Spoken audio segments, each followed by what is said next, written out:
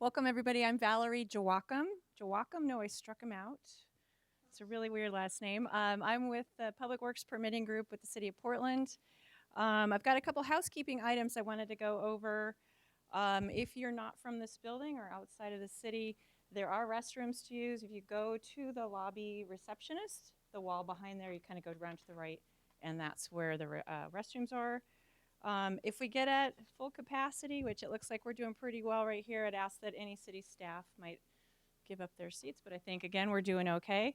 As you noticed, we are doing a videotape, so if you have questions, raise your hand.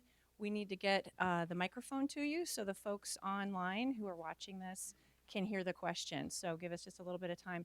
With that, hope that you could maybe kind of write your question down. We have a good chunk of time at the end to answer a lot of questions. I've got folks here in the room that are from the different bureaus that can help me if they're a little too detailed.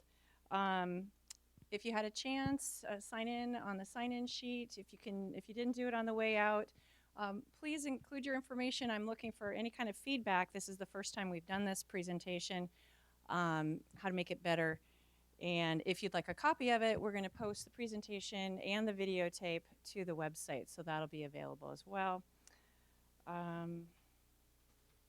So this presentation is really targeted at new developers, new consultants working in the city of Portland, a property owner that's just always wanted to do something with their property, realizing that some of the folks in the room here may have been through this process before, so kind of keep that in mind. I'm looking to present this twice a year in person, even though we're recording it. So I really think it's important that we give folks the opportunity to meet real people and ask real questions and help the process improve. Again, your feedback is really, really important. I have business cards out there. If you pick one up, you can certainly contact me after the presentation. Also out there was a copy of our process flow chart. I'll show you where that lives on the internet. Kind of gives you what the current process looks like in time frame. And with that, I'm going to get started. Again, we're going to go for probably about a half an hour, 40 minutes, and then we'll have some time for some questions. I'll bring up my folks that will help me. And unfortunately, to get the best presentation, I'm going to turn the lights off. So stay awake, nudge your partner. All right. So in case you didn't know why you were here, we're looking at Public Works 101. This is when private development triggers public improvements. So today we're going to have a little introduction and overview. What types of projects might trigger public infrastructure improvements. We're going to have an overview of the different city code and types of public improvements. How you might get information before you buy a house, lease a property, or start a development project. Then kind of figure out what type of permit do I need in the scope of Public Works. Once we figure that out, we're going to go into Public Works permitting. That's kind of the big onerous process that you may have been involved with or heard about or received a check sheet about. What is that? What type of costs might be involved and timing? And then again, where can we find more information online? And we'll have a lot of time for questions. So again, I'm Valerie Joachim. I supervise the Public Works permitting section. This is a kind of an internal consolidation team that works with the Portland Bureau of Transportation, Portland Water Bureau, and Urban Forestry. And resources that we have in the room today are Christopher Weir, he's the Permit Engineering Review Manager for PBOT. Fabio De Freitas, he's a Senior Transportation Land Use Planner. Aaron Mick is the manager of the Water Bureau's Engineering and Residential Development Team, and Rick Faber is a coordinator of the Urban Forestry Tree Inspection Team. Okay, so overview. Coming through this building permit process, we've got a very active building next door, land use approvals and so forth. When you come in the building to start a project, you get conditions of approval as a part of a building permit review or land use application. And because of that condition of approval, you may end up triggering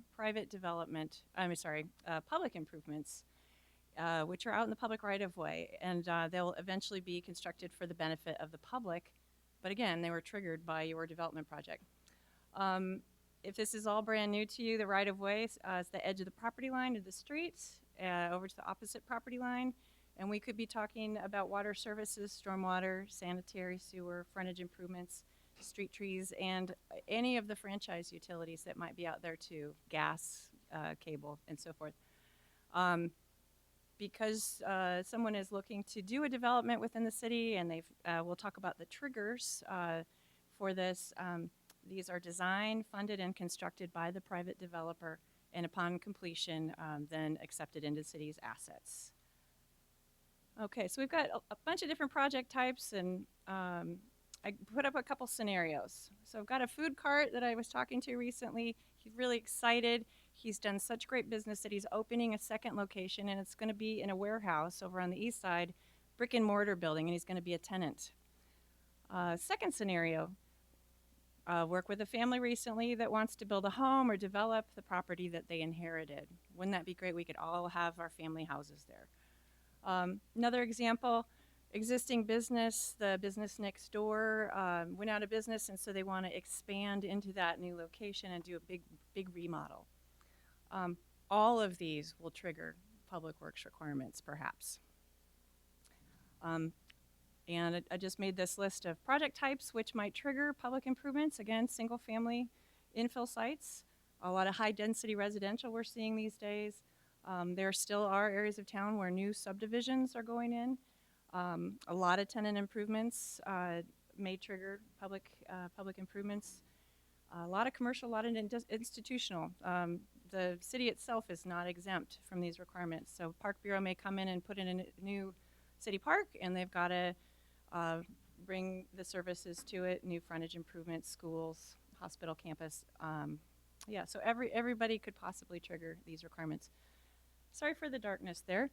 So the triggers, when you get through this process or start this process, why would you trigger these? PBOT operates under Title 17, and they've got two triggers, essentially two main triggers. One is if you've increased the occupancy of a location. So in my food cart example, the food cart's opening a new location in what was a warehouse. So warehouse has a certain classification of use. They're going to basically be starting a food hall in that and have lots of different brick and mortar locations. So they're changing the occupancy and they're changing the number of trips. It may require frontage improvements, and it may actually require property dedication. And what that means, I put it down at the bottom. Property dedication is where you have to, the city's asking for the landowner to adjust the property line to allow for the required frontage improvements. They're basically saying, hey, I want to open a food cart or a food hall here, having some new tenants, and now they're subject to providing the same infrastructure to give access to those new customers, and it could be safety related, ADA corners, and so forth. Significant alterations was my example of the existing business that wants to expand into the neighboring vacant storefront. They may, anytime you do 35% or more of the value of the market value, assessed value, that may also trigger improvements. And that could be just a single family residential home that wants to do a big, huge addition. That may trigger public improvements. So for BES, Bureau of Environmental Services, they are the stewards of both stormwater management and sanitation, sanitary sewer.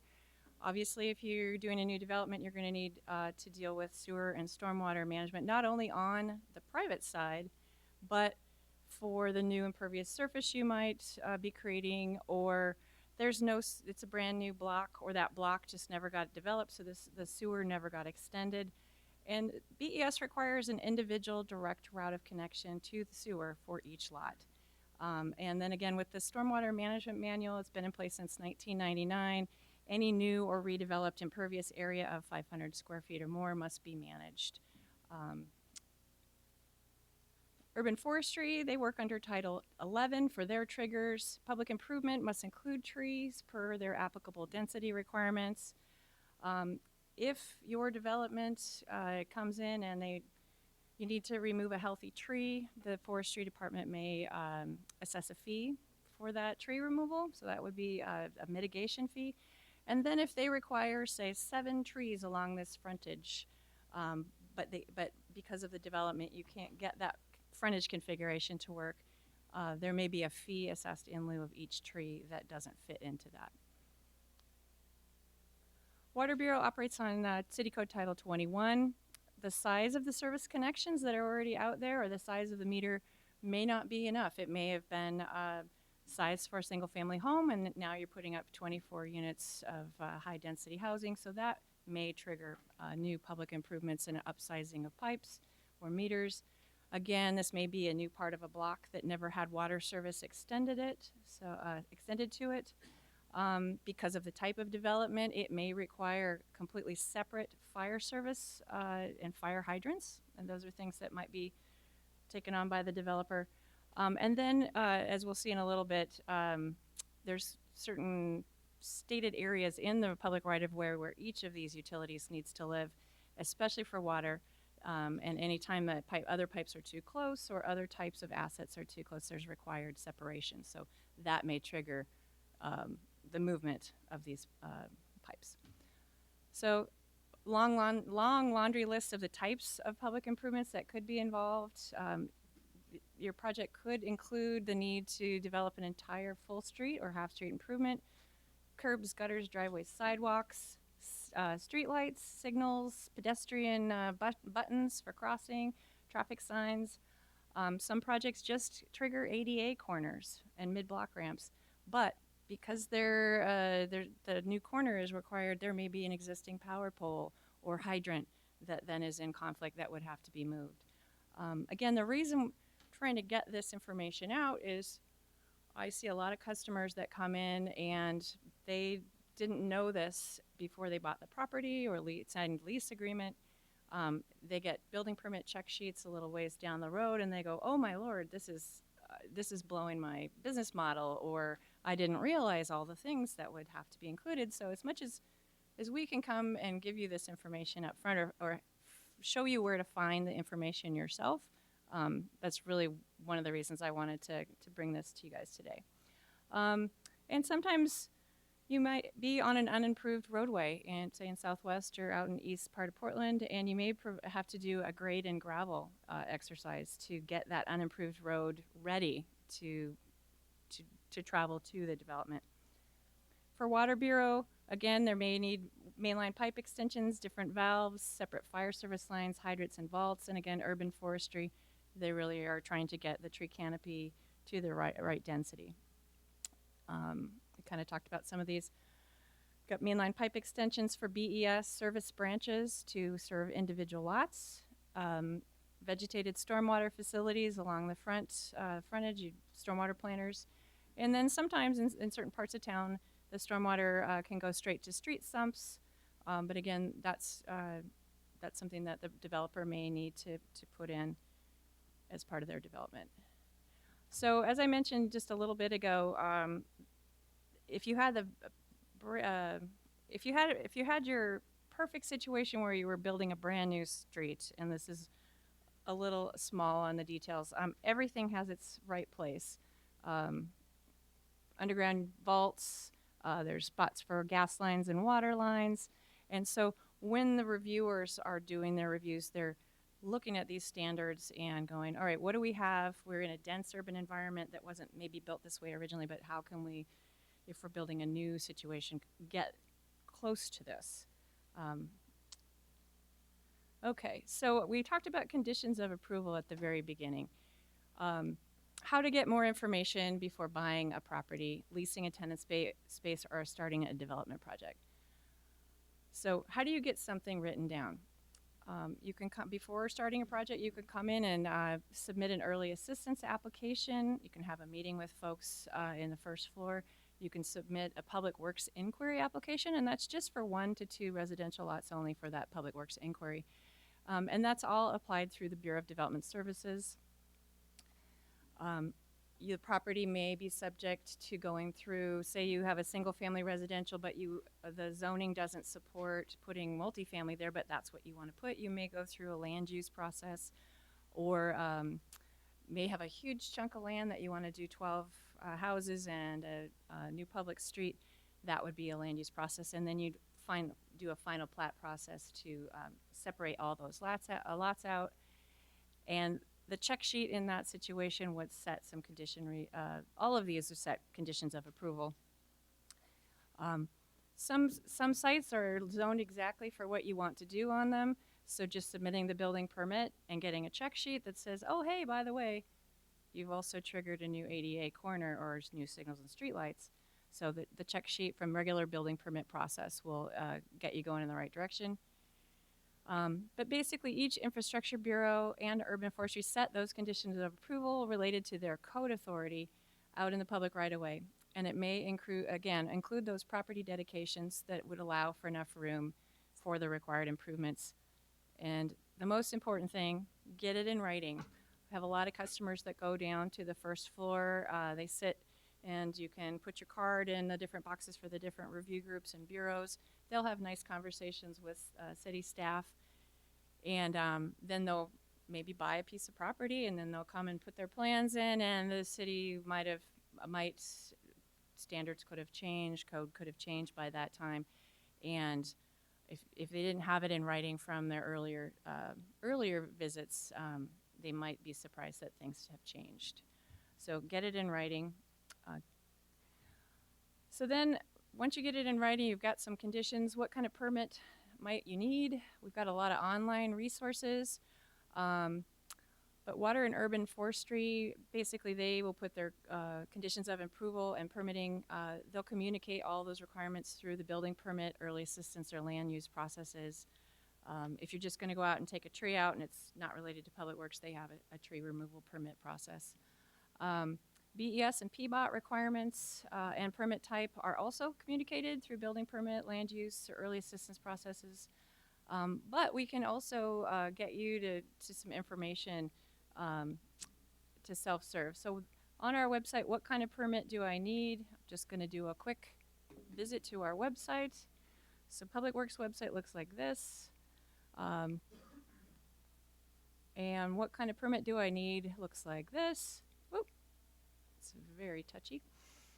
And so you can look at overview of the types of triggers and types for sewer and stormwater improvements, as well as sidewalk and frontage improvements. And we'll get at that in just a second.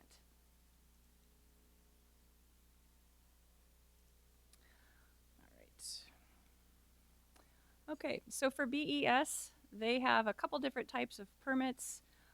You can get a connection permit just to connect, replace your branch to the property line. And then they have their matrix for whether Public Works would be required or not. Let's see here. All right. So sewer and stormwater management improvements. And you can scroll through this and it'll tell you exactly what you need.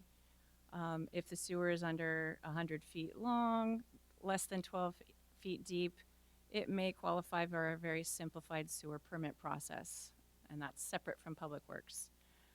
Public Works process, mainline sewer extension, public stormwater facility, manholes, those are all things that might trigger it. Oops, sorry about that.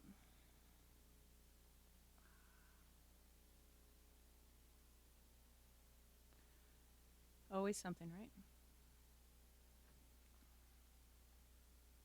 Same thing for PBOT. They have a matrix as well, and that will help determine whether a minor improvement permit versus a Public Works permit is required. So minor improvement permit used to be called over-the-counter permit. We do have staff in the first floor of the BDS Permit Center that can help, but a lot of the minor improvement permits are just going through their online portal, which I've got a link there for you. Basically, situations that tend to be 100 feet or less with certain criteria, and I'm not going to go through this whole thing, but sidewalk and curb over 100 feet.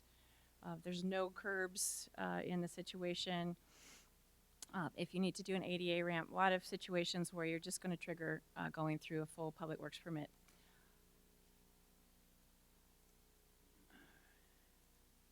Jeez, sorry.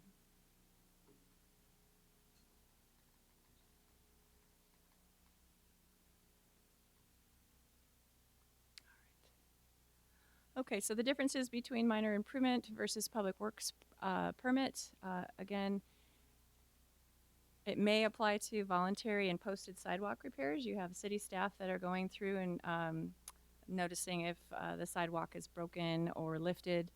Um, you may have sites where this frontage is already improved to current city standards, but because you're just adding a new driveway, that's all you need to do. A minor improvement permit may apply.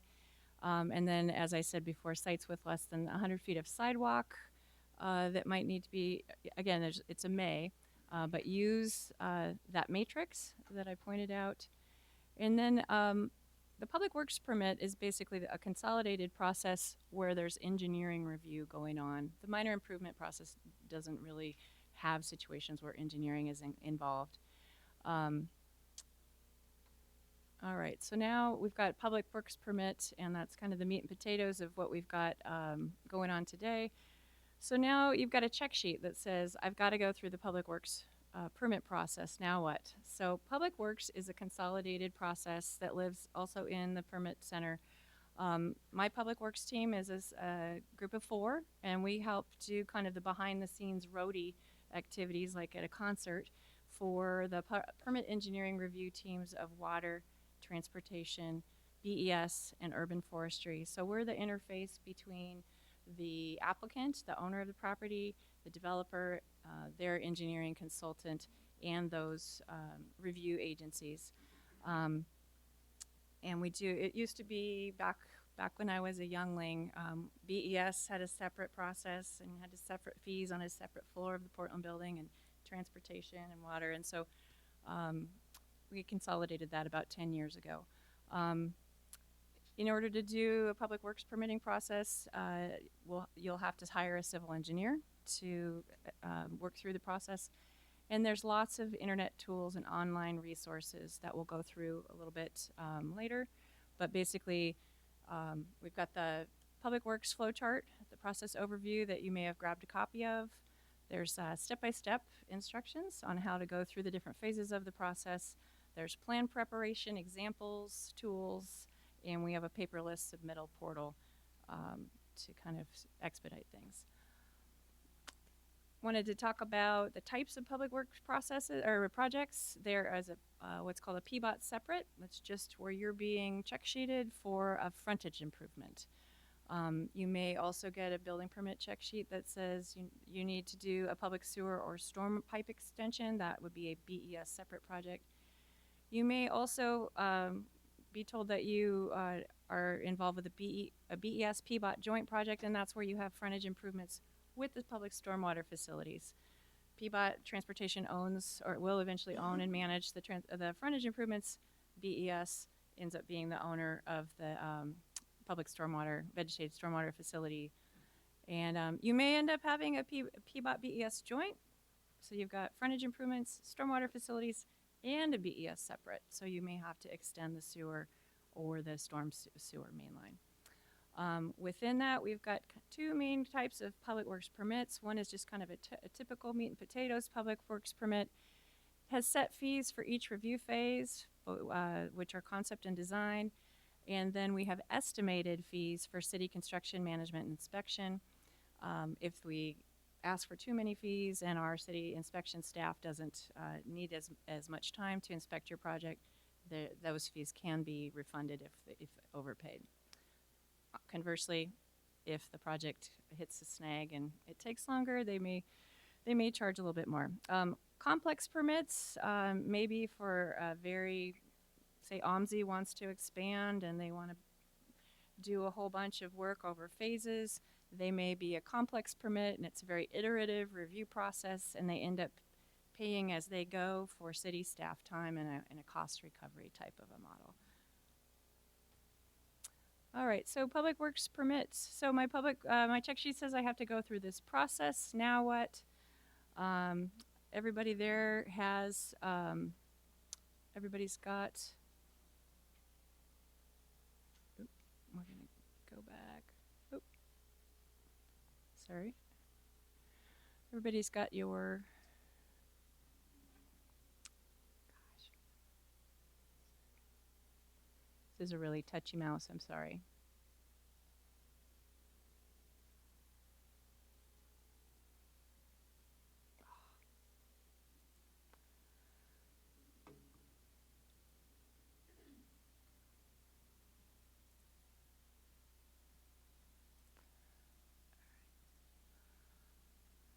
So on the main Public Works website, and it's www.portlandoregon.gov/publicworks, really easy to get to. We looked at the what kind of permit do I need. Um, the step-by-step Public Works process is a really helpful place to go. Not only does it have this flow chart, okay, we'll get there another way.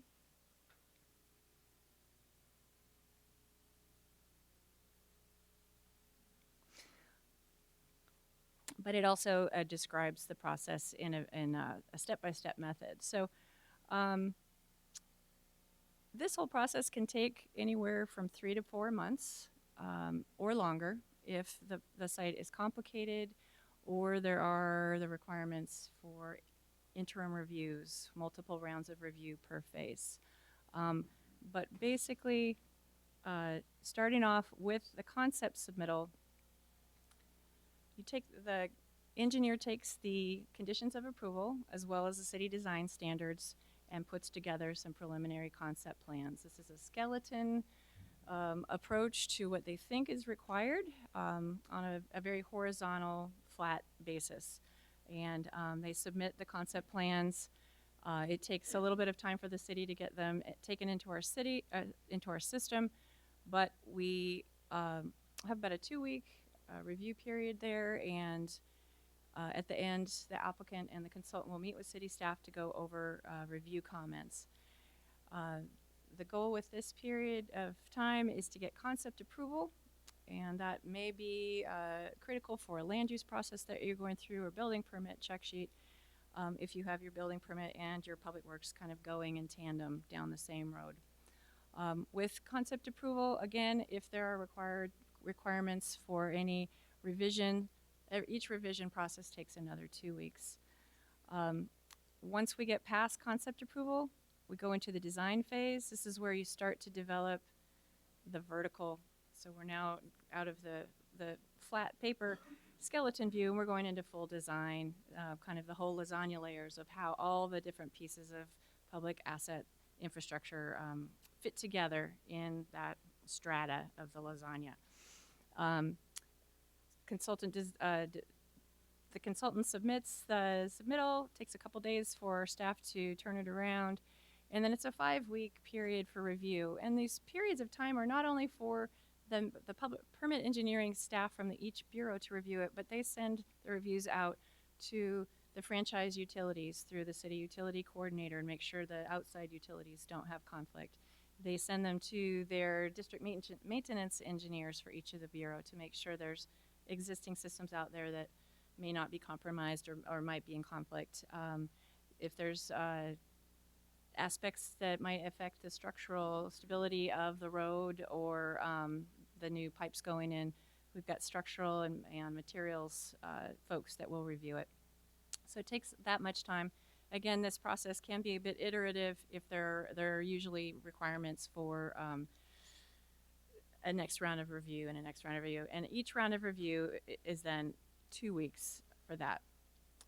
Goal is to get approved here. Final plan review is then the next phase. And that's really supposed to be just dotting the I's, crossing the T's.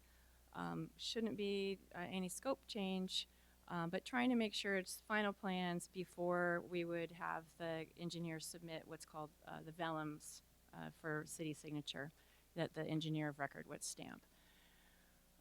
Again, all of that takes a bit of time. That last phase is about 2 weeks. Again, any corrections that need to be made are another 2 weeks because it's first in, first out with several hundred permits going through the system. The very last phase is when the stamped vellum plans are submitted by the engineer of record, and we send those out for the city signature process as well as issue a final letter with any outstanding documents that need to be submitted.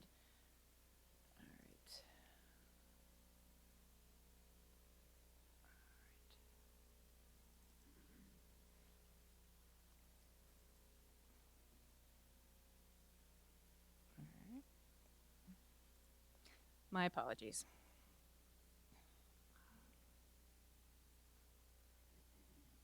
Okay.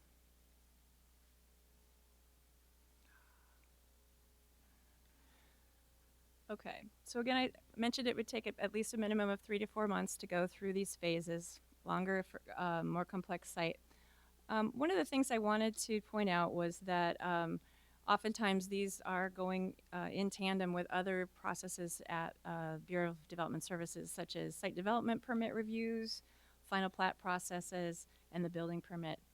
Um, and so they are intrinsically tied together. We wouldn't want to issue an approved plan set and a permit for public works when the lot for the big subdivision hasn't been finished being split up through the final plat process, for example. Um, Site development permit oftentimes allows folks to do mass grading across the whole site and for us to issue a public works permit and start building the roads. Kind of have to make sure they all kind of hit the finish line together. And oftentimes we have folks that really want to get the permits done, but they haven't even started construction on their private property yet. And you may be 2 years out, perhaps, or a year out from building the frontage improvements. So kind of keeping the eye on the prize with the scheduling of everything.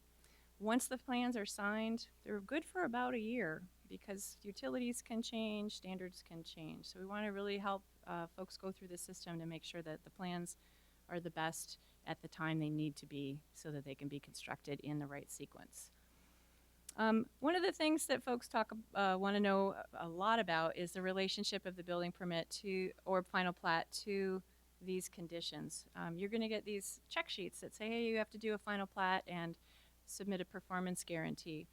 So for what we need for us to say, hey, transportation reviewer, yes, we are satisfied, we need a performance guarantee, which can be in the format of a performance bond, which comes through a surety. Some folks are very familiar with that. Some folks who've never done a development project may not have a relationship with a surety or have enough experience to get a bond. So we also have folks that do a cash set aside, letter of credit. There's different ways that we can help you achieve that. Also need a copy of the signed public works permit and then full payment of any invoice public works fees. Once we receive that and after concept approval has been given by all the infrastructure bureaus, we can then tell BES and transportation that our portion of their check sheet is satisfied. Right after that, usually in the process lines that are involved with the BDS processes, urban forestry says, hey, we just wait for transportation to sign off, so they typically will sign off right after that. Does that make sense? Okay, so once we are done with all of our phases, we've got all of our fees, everything works out with final plats and site development permits. We issue our permit, it's issued electronically. There's a link in the electronic email or in the email to schedule your pre-construction conference, and then it goes into the construction phase, and we pass our baton to either the transportation or BES or water construction management teams, and they will help with the interfacing of all of the needs of getting on and off the private property to build a home versus making sure that you've got the room that you need to build out in the public right-of-way. One thing that you may be familiar with or not, depending on the requirements that are set originally and the type of work that's being done, specifically for water services may be constructed by the Water Bureau itself, paid for by the developer, or there are certain situations where some water services can be constructed by the developer. So that a lot of the water services end up getting built by the Water Bureau.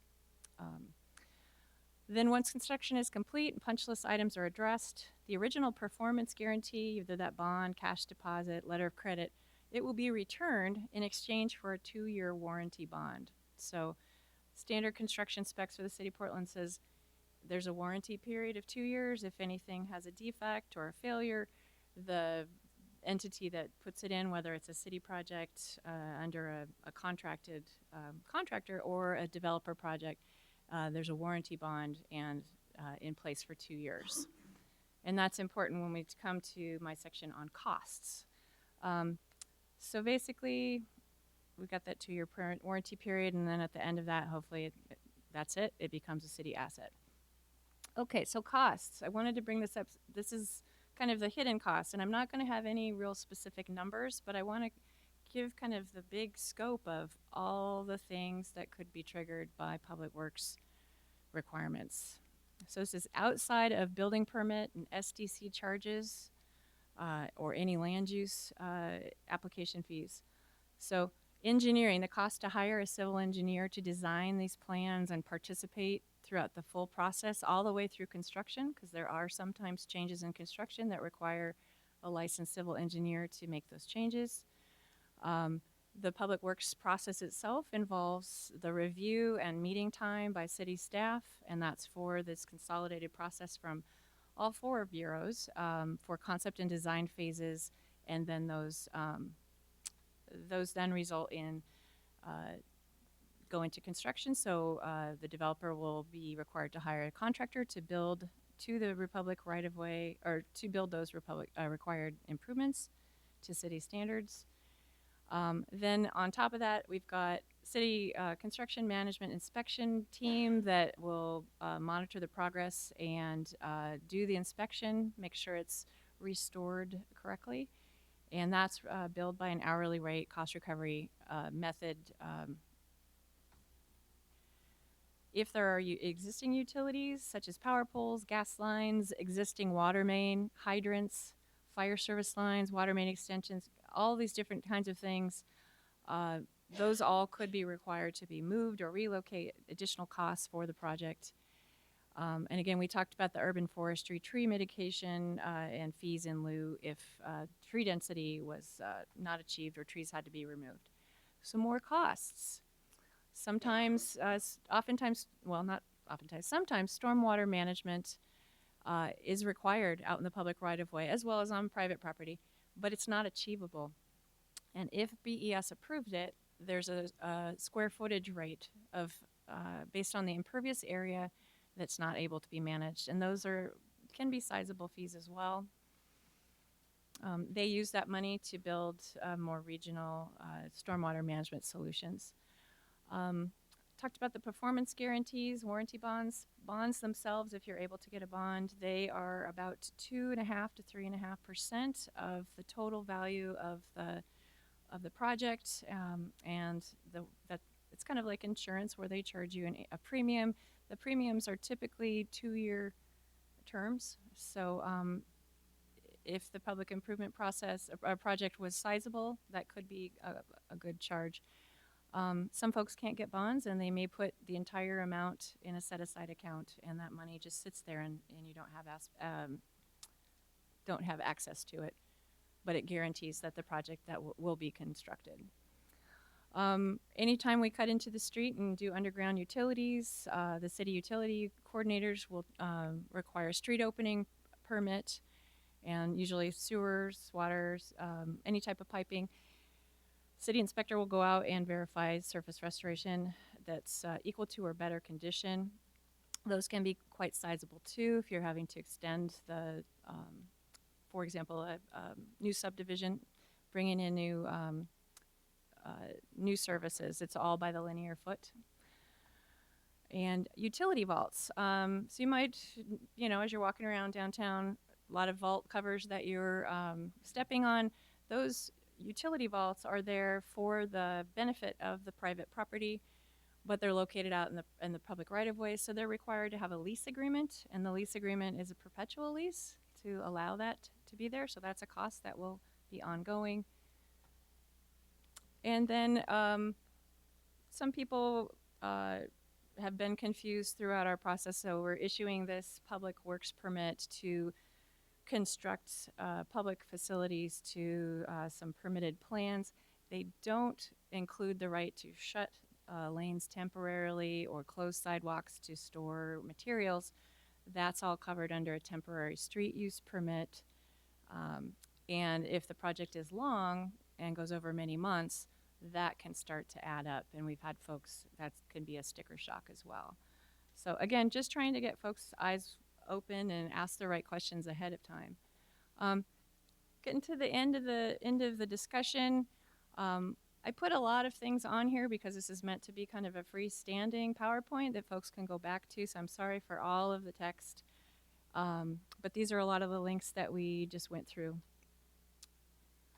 All right, so I'm going to turn the lights back on and invite my friends from the other bureaus to come and sit up here with me for any questions that you might have. And again, if you do have questions, let us know, and then we will get the microphone to you so folks that are watching at home or at their desks can hear the questions. Thank you. Okay, so we have one question online. I can start with that one. Yep. It says, will a project which triggers BES improvements in the right-of-way also trigger PBOT improvements even if the project doesn't increase occupancy or represent a significant alteration? So there's very often times that folks just need sewer service. They're not changing anything at their site. Like maybe the sewer is collapsing. Maybe they just didn't have any service to that side of their property. Okay. So we do have those. Yeah. Thank you. Any other questions? Coming on over to you. Thanks. So as we're trying to advise clients who ask us, I want to develop this property, can you give us an estimate for your fees? How can we advise them on whether or not Public Works will be triggered? A lot of the notes are Public Works may be triggered, Right. but how can we find out more ahead of time without them going through early assistance meetings and things like that to get a better idea of what's going to trigger these things? I know I've Sure. heard there's a small group in the city that makes that determination, that kind of spells it out in the responses and all that. But how can we get some of that information they're using to make those determinations? Sure. So we can advise on, yeah, we think your tenant improvement is going to trigger this or not. Thanks. Do any of you guys want to chip in on this one? Oh, and if you could use the microphone. Oh, this one. Oh, sorry. Okay, just hold it like this far in front of your face. Whoever's going to speak. Hi, good afternoon.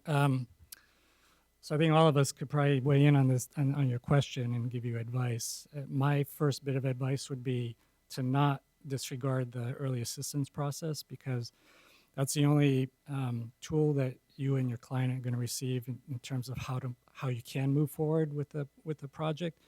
Our staff, all of our collective staffs in the Development Services Center if you've been down there, have a very small amount of time to consider a lot of very important questions.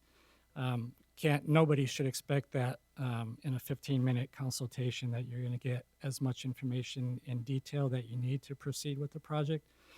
I would suggest that as an engineer, architect, or other consultant trying to help your clients out, if you see that there's no sidewalk, right? If you see that there's no road fronting your site, if you see that there's a very narrow sidewalk with no furnishing zone, good chances are going to be that PBOT-related requirements are going to be triggered. That's sort of an easy answer out in the physical world. Trying to understand how we navigate through the ITE manual to determine increase in use / increase in occupancy / increase in trip generation is really the level of detail information that you're not going to get again at a 10 or 15-minute consultation with someone at the counter. And really, you should utilize the early assistance process to help your client move ahead. Nope. Yeah, that's good. And again, we do have online the what kind of permit do I need, and it goes into some pretty good detail situations about like Fabio said, there is no curb, it's this long, there's drainage issues, so there's a little bit of self-help, and the early assistance can be with a meeting, or it can just be written notes. There are different levels. Yeah, I will add that the benefit of having the early assistance process is it gives an actual proposal for us to take back and do some research on and make sure that we're giving quality written answers. So it gives us more of an opportunity to look into the system and get all of the information so we can give you a better answer as to this is what we would expect for the project.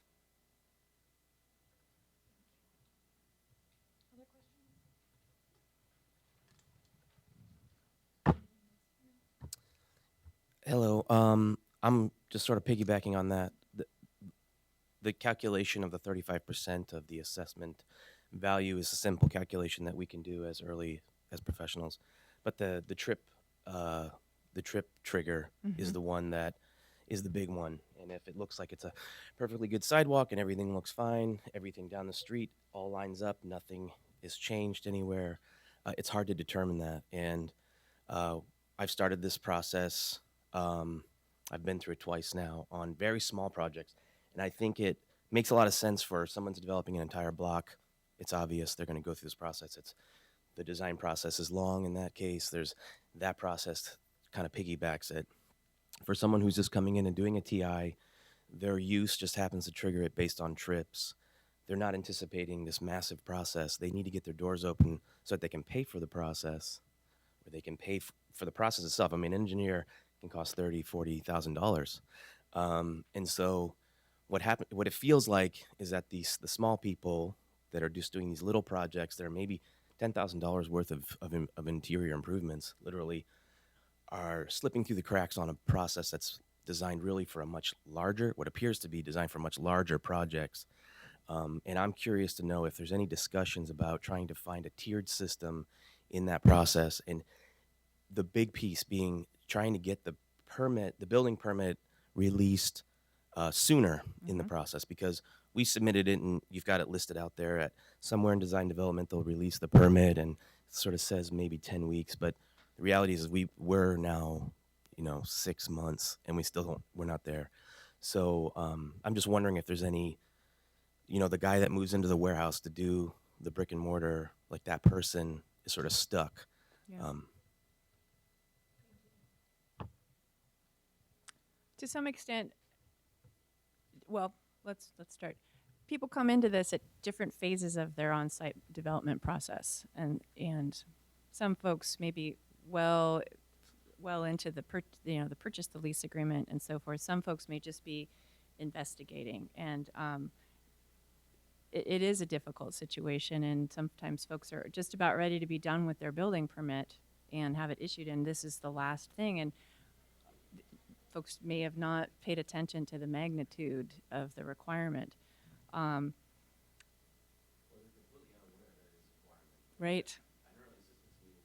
When we started this, it didn't exist to be able to meet with Public Works. From my understanding, you had to do a pre-application. That's a $6,000 meeting, and that's not a meeting that. And so an early assistance meeting, I believe, is $3,000 if I'm not mistaken. And someone who's just doing like a $10,000, like I said, an $10,000 interior, $3,000, that's 30% of your budget to find out where you're not even sure if you need to do it or not. So you take the risk to submit the permit, and then you find out during permit that you need to do this, and Right. your build out would take a month, and this process takes 6 months. And meanwhile, you're not able to make any money. You're paying more. You're paying a rent or you're paying a mortgage. Yep. It goes on and on. Yeah, I've heard this scenario often. And so I that's why I'm asking. Is this process, when it started early and everybody knows because it's a massive project, it makes sense. I get it. Is there any way of looking at this, finding a way for smaller little TIs that just happen to trigger something to get their permit released sooner so they can start making money, so then they can do the not saying to skirt the work. They still want to do it, but they just can't do it. It kills their project at times. Right. Well, there's lots of different ways to answer that. One of them is to try and get more awareness, like in this situation. We are first in, first out. It's hard to determine if a small improvement is going to trigger big, a small tenant improvement is going to trigger larger or smaller improvements on the public side. So I think it's hard to slice that different ways. We have discussed whether we have the staffing or resources to even offer quicker turnaround times, but I don't think we have a solution yet. Does anybody have anything to add to that? No? Any other questions?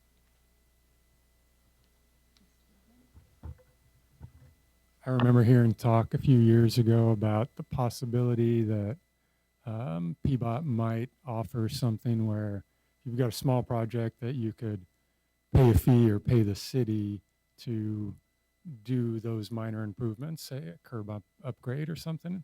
So you don't have to hire an engineer and go through that process. But sounds like it could be more streamlined, maybe lower cost. Is that been considered? Is that something they would consider doing and offering to the public? You want to take that one, Chris? Okay. So in the recent past, we've had something that we've been working on through building permits and sometimes through the public works process for ADA ramp upgrades, where we've had maintenance have the ability to go out and do that work. That was a couple 3 years ago.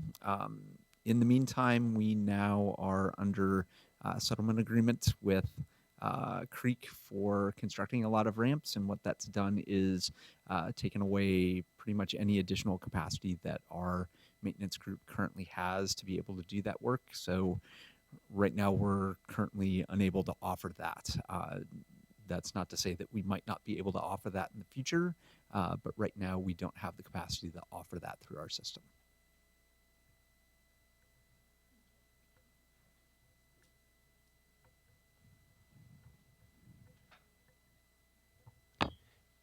With the city's new focus on ADA ramp upgrades, what are the triggers for requiring ADA ramp upgrades?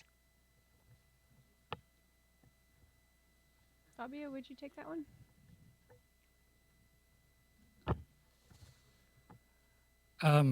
So like a lot of things that we touch, that question is not an easy one to answer, which is why, again, advocate as many times as possible to go through our early assistance process, right? But in a nutshell, if you're at a corner site, right, which is the only time you're going to have, well, not necessarily, because there are mid-block ramps as well. But typically at a corner site, where you do have a corner and a deficient ADA compliant or non-compliant corner. If you're touching, and again, this also depends on the type of permit that you're trying to pull, a residential or commercial permit. So there's lots of layers of these ifs, right? Which is why I could spend the next hour going through that list, and I'm not going to do that. But it explains why it can be very complex. If both of your frontages are going to need to be upgraded and your corner is not ADA compliant, you're going to be hit with an ADA upgrade. There's potential as well that your ADA compliant corner may trigger a curb extension along one or both frontages, again with a whole series of what ifs to qualify. If one of those site frontages is going to be touched as a requirement for upgrade, but the other meets our standard, but it's going to take the alignment of those the frontages to the corner out of alignment, then you're going to be upgrading that corner as well. Again, there's a whole list of what ifs that we'd have to go through to identify whether or not that corner is going to be required to be updated to ADA compliance. So again, I could spend the rest of the afternoon explaining those, but we don't have that much time. Typically, again, I'll just finish. Like I spoke with this gentleman, or advised this gentleman, if you know that the corner at your site isn't currently ADA compliant, doesn't have dual ramps, and your sidewalks are not compliant to today's standards, you can pretty much bank on that corner needing reconstruction.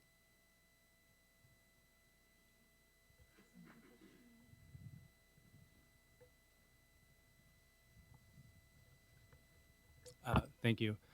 So we're talking about improvements to property triggering certain systems go into effect.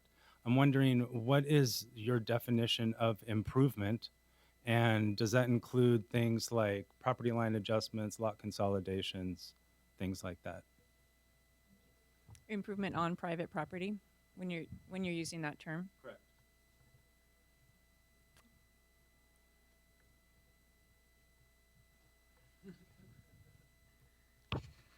Thanks. That's a very good question, as all the questions have been thus far.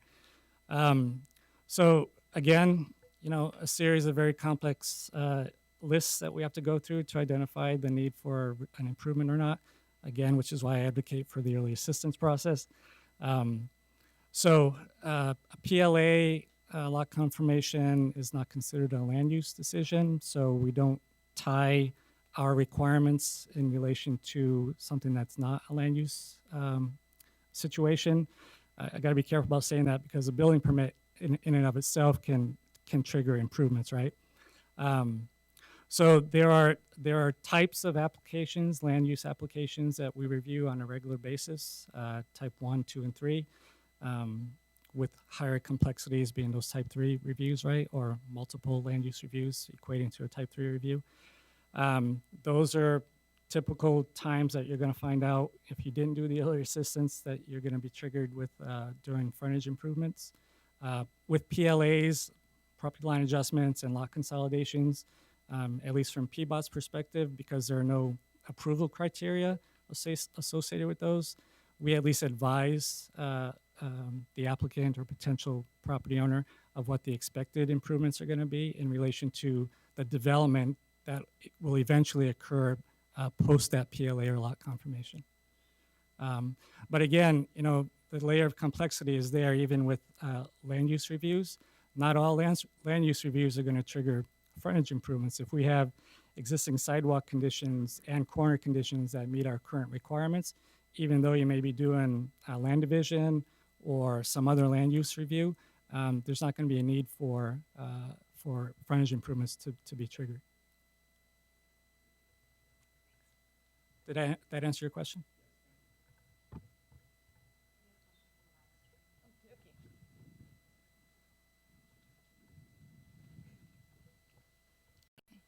In a well-developed existing site with no discernible public improvements, the city staff will make up a public improvement requirement unrelated to the project site. For instance, they will require the developer to improve stormwater or sidewalks about 3 blocks away from the site. Please address this tendency of your staff. Do you want to talk about that one, Chris? It's not a very common situation. No, that's an uncommon situation, and I'm going to look a little bit Fabio too. There are times where, based on the triggers and what you have to build for your particular site, where necessary improvements are unable to be made at that particular site. In those cases, we have asked for OffSite improvements, essentially in exchange for improvements that can't be made physically in front of the particular site that's being developed. So, for example, if you needed to build a stormwater facility, but there's either not room or not proper drainage or the flow doesn't work, sometimes we've asked for offsite improvements to install a stormwater facility in a better location in order to be able to essentially get an equivalent amount of treatment. Thank you.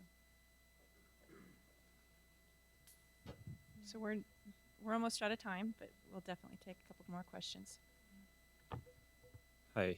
I guess my question is, so I know the obvious ones, the street improvements, and if you're tying into utilities, that's a pretty common thing. I guess, just since I'm here, not having time to research and stuff, a lot of these things, are they written in the code somewhere, or, what are the triggers? Because it sounds like it's almost a historical, we've done this in the past, we're going to do it again here. To And require the improvements? Is that what you're getting at? Those kinds of things. So in the reference page, I've linked to the exact code that would have been really quite boring for us to roll through that, but each of the bureaus is very specific about the requirements for connections, for improvements, and these triggers. So I mean, for like I guess I'm just asking them here. Sorry. Yeah. I know when you were mentioning the corner ADA ramps, was that information all going to be listed in there, or is this something still? Because on that one, there's just different scenarios. And Sure. I'm hoping. I guess I'm looking for some clarification. That's all. Thank you. So what the code does is actually be able to grant the bureaus the ability to ask for improvements, and typically what the codes will say is bringing your frontage or different utilities up to standard. So then what you have to do is you have to fall back to what the standards are. So then you've got an additional layer of complexity of what the different standards might be. So if you're required to bring your frontage up to standards, now you have to meet the ADA standards. Now you have to develop your corner to meet those standards. If you have to bring your frontage up to standards for particular sidewalk corridors, they'll tell you what the width is, but depending on where you are, what kind of design districts you might have, that might add another layer of complexity of how and what those particular improvements would be designed to. So it's unfortunately not set in one particular place. The triggers are, and then after that, it becomes a design exercise to go through and figure out what you need to do for that particular location. Anybody else? Can I just finish or follow up to Chris's? So yeah, absolutely what Chris said. Haha. But don't disregard, and I know it's not the specific subject of this lunch and learn, don't disregard your driveways and your access points, right? When you're considering a development of a site.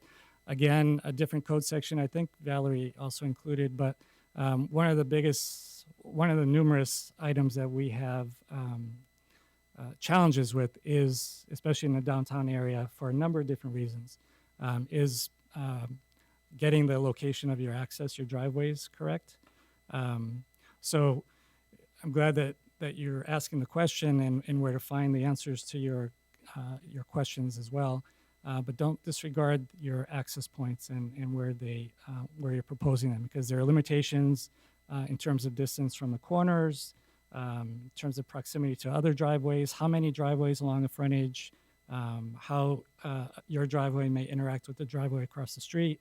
So a lot of big important issues can come up in terms of proper access points to your sites as well. Don't disregard that. Thank you.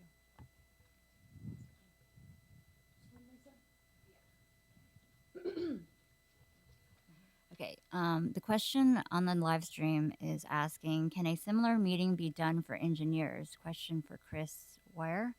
And has city evaluated their procedures in comparison with other municipalities? We can definitely do another meeting. We're looking for all your suggestions for lunch and learns at more detail. Another one that we have coming up in the next couple months will be a more detailed interplay with the land use components. But to get to the rest of the question. Yeah, I'm definitely open to suggestions from engineers about what particular lunch and learn topics would be. I know ones we've considered in the past would be something specifically on ADA design. And additionally, we came out with new pavement restoration standards about 2 years ago. And we didn't have a chance to put something together for that, but something to discuss that as well.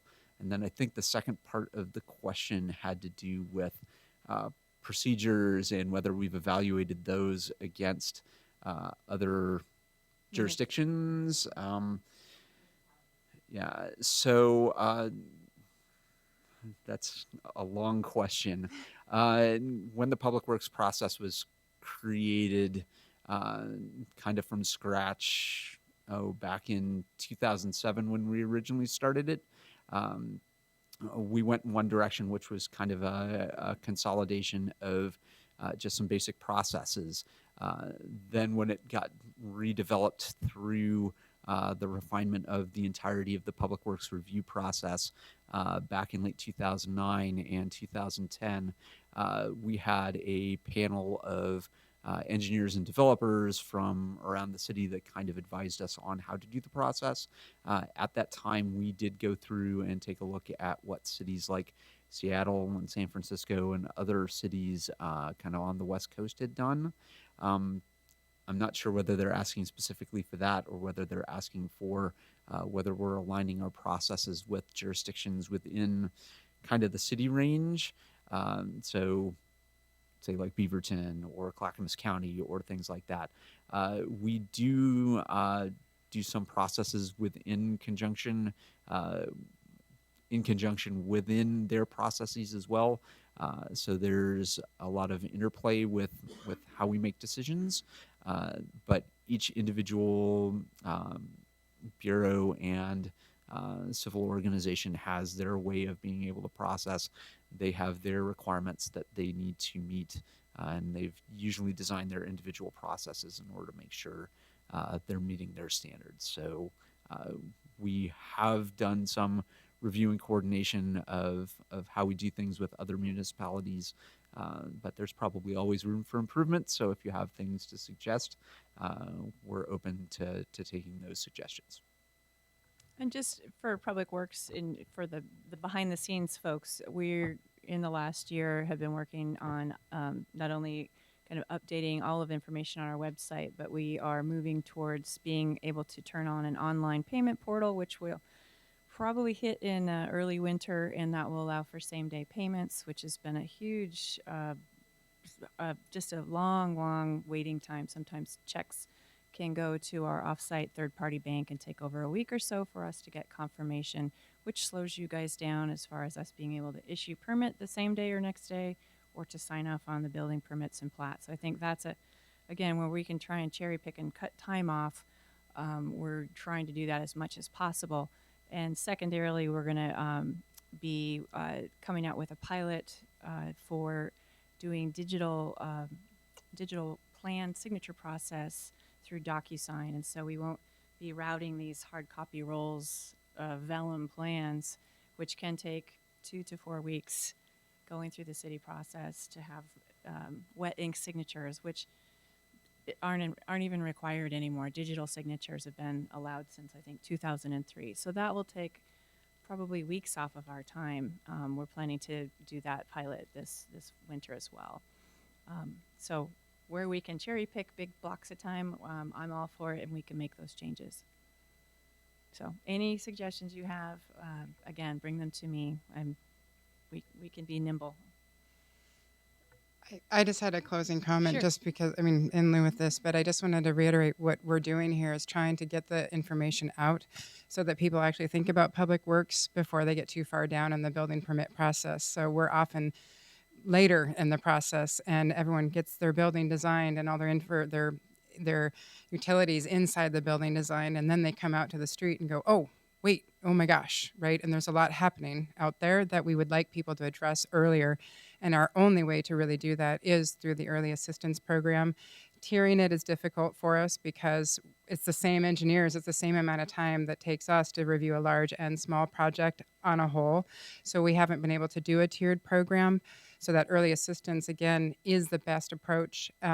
Other than just having you folks as a design professionals just be more aware and really get your clients aware as early as possible that these things may happen, so that while they're getting their loans and their investments lined up, that they know that there's still public works process that could impact them, because I can assure you that none of us here enjoy that side too, and it's a surprise.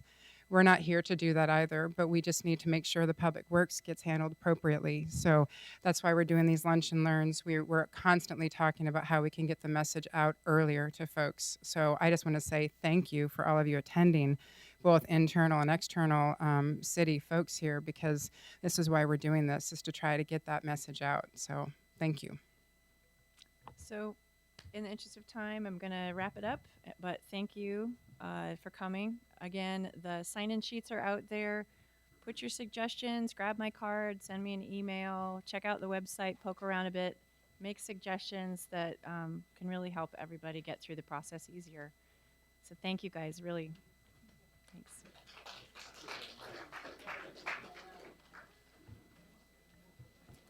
Hi. Oh, hey, nice to meet you. Yeah. Well, a little first timers kind of thing, but. I've been doing this before. It's Oh, I just know. that God. Yeah, yeah. Thank you.